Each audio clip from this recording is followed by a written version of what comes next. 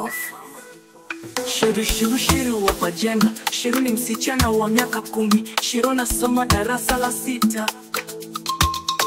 Mamake Shiru ni kipofu. Babake Shiru alikufa kitambo. Mamake Shiru ana mtoto wa mwaka 1.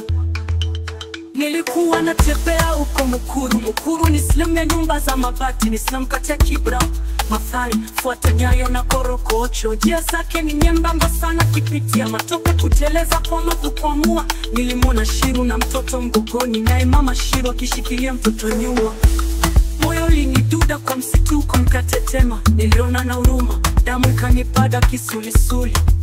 Niliangalia lakini niliona giza tele koboni. Nilipiga tua, nikateleza, nikaingia kwa mtaro taka. Mamake Shiru aliteleza, kaingia kwa siweji. Shiru aligeuka na kuanguka na mtoto juu ya mama. Watu walikimbia kuwaokoa wote watatu wakigaaga.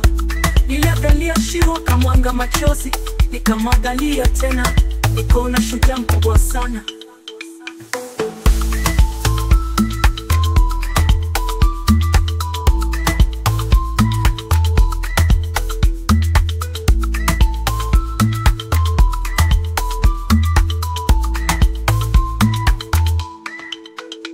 Shiru pia utuza yule mtoto na mamaye. Shiru pika tena ufua nguo zao wote. Shiru soma tena ufanya kazi ya kuomba.